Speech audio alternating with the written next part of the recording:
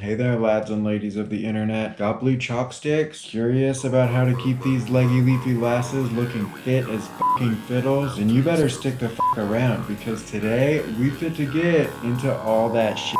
Hey there, I'm Smith Kingston, Houseplant Guru Extraordinaire. Joining us today we have Chloe Kalanchoe, Toby McSchmuter, and the phenomenal PopDubDubeda. Alrighty. These tall, slender, gray-blue, pokey-bulbous leafy goddesses here in front of me are known commonly as blue chalk sticks and scientifically as Curio repens. I mean, yeah, in the past they were. Honestly, I kind of wish they hadn't changed it. Senecio serpens has kind of a Slytherinish quality about it.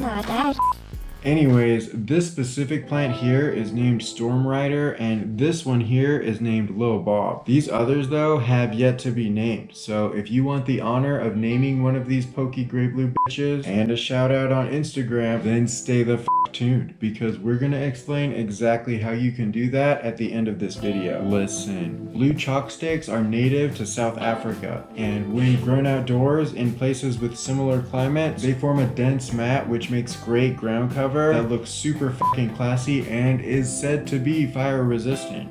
So that's cool. When given the right amount of light and kept at the right temperature, they send out these crazy little poofy pink, yellow, and white blossoms that look just a little bit like a teeny tiny floral firework. Here's the thing though, Melissa? If you live somewhere with a climate that's a little bit different, that's okay. You can still keep blue chalk sticks, maybe just not, you know, outdoors directly in the ground. Kept in containers, blue chalk sticks look great all by themselves, but are very commonly used in succulent arrangements. Because of their height, form, and unique color, these chalky, sticky, bulbous leafy friends make a great addition to any sassy squad of succulent showstoppers. Alrighty then, without any further ado, let's get into how exactly to keep these gorgeous silvery blue bitches happy and healthy. Senecio serpens are succulents and should be watered as such. This means only watering them once the soil in their containers has completely dried out. They are drought tolerant and can survive for months without any water at all. But to overwater these leggy leafy lasses is to print them a one-way ticket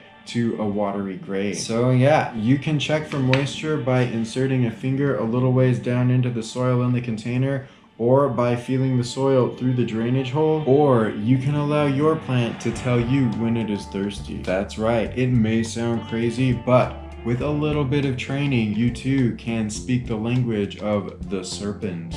To the untrained plant communicator, the leaves protruding from the stem of this silvery slender goddess may appear to be only an eye-catching feature of one of the finest plants on planet Earth. But a seasoned houseplant guru extraordinaire will recognize that these leaves contain a cryptic message, which translates to, "I'm thirsty." Oh my gosh. As far as sunshine is concerned, these pokey pretty pals need a lot. I'm not sure whether wavicles can be weighed, but let's just say that when it comes to sun, these need a ton. Okay, maybe even a ton. Yeah, give them a ton of sun. I mean, yeah. Anyway, ideally, we're talking 6 to 8 hours of direct sun every day.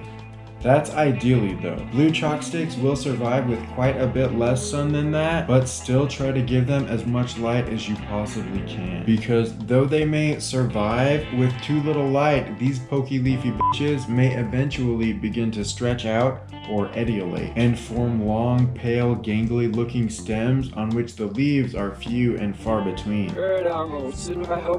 Shh.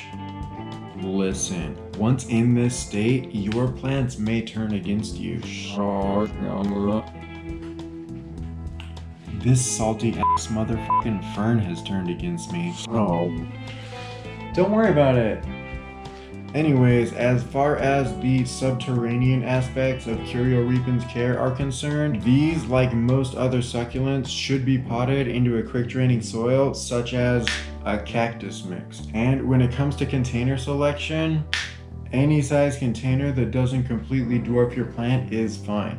Though be aware that chalk sticks potted into excessively small containers will need to be watered just a little bit more often. Really though, the most important thing is that you always pot these silvery blue slender pokey pals into a draining container. That's right. Don't be a stupid ass dumb shit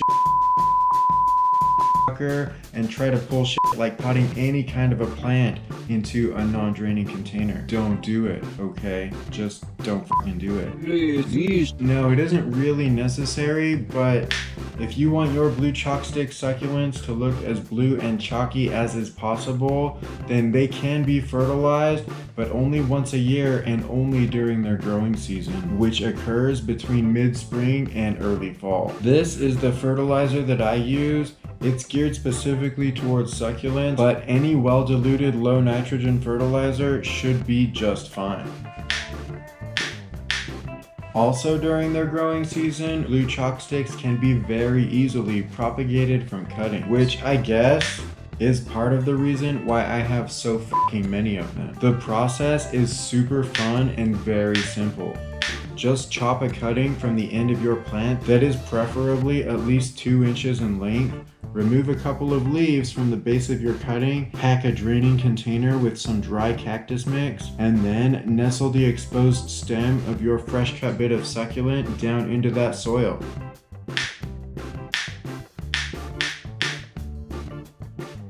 And yeah, you're gonna read elsewhere on the internet that you should let the freshly sustained wounds on your recently chopped bit of chalkstick dry out and callus over before potting it, and that's fine, but listen, it is perfectly safe to pot fresh cut bits of this plant immediately after cutting them, as long as they are potted into dry cactus mix and as long as you wait at least 2 weeks before giving them any water. Okay, lads and ladies, let's get serious for just a second.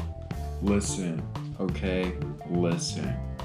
Don't eat these plants, alright? Don't fucking do it. What? How do you know? While they don't appear on the ASPCA website, I did some research and found some information in certain corners of the internet that seem to indicate that there are people out there who believe that this plant may just be toxic. So yeah, just don't eat it. Don't let your cats eat it, or your llamas, or your hedgehog. Don't feed it to your friends. Besides, it probably doesn't even taste good. Also, on a maybe related, maybe unrelated note, some say that blue chalksticks are deer and rabbit resistant. I don't know if that's just because deer and rabbits don't particularly like the look/smell of these pearly blue beauties, or if maybe they do like the look/smell, but then after eating them, they wander back into the woods and perhaps some sort of a gastrointestinal tragedy befalls them. I mean, I don't know. I could research it, but listen, I didn't, okay? I don't know what the fuck you want me to tell you. In addition to being resistant to deer and rabbits, compared with most other succulents, blue chalksticks are actually quite resistant to pests as well. And if ever they do face a multi-legged nemesis, it is likely to be, you guessed it, mealybugs, which can be difficult to deal with if the infestation gets too far out of hand, but are pretty easily eradicated if you know how to treat them and catch them early on. For this reason, I recommend checking your chalky blue companions for pests every time you water them. And if you do find some fuzzy white foes, don't worry about it. Just check out this video where I go into what is probably way too much detail on how exactly to deal with mealybugs, as well as lots of other stupid succulent infesting motherfuckers by using a highly effective alcohol dish soap solution that is safe to use on these and most other succulents. And as far as diseases are concerned, the big one to look out for is root rot. But if you're sure to give your foxy blue friends plenty of light, keep them potted in the right soil in a draining container, and water them correctly, root rot shouldn't be anything you ever have to deal with. And hey, if for one reason or another you fuck up real bad and your plant's roots rot because of it, that's okay. You can probably still save your feeble blue friend by performing an emergency cuttings propagation, as long as you catch it quickly enough. Also, while these two have been formally named, I have yet to name any of these blue chalk sticks plants over here. So yeah, if you want to take a crack at naming one of these bulbous silvery blue bonny lads and lasses, then in the comments, let me know which of these plants you'd like to name and a suggestion for the name. And if the name fits, I'll make it official and give you a shout out on Instagram. Yeah, thanks Chloe. That's a great idea. Hey, listen. Do you like bad graffiti, worse jokes, wacky macrame, and pretty good advice about taking care of your houseplants? Well then fucking subscribe. Thanks PopDubDubeda. That's right.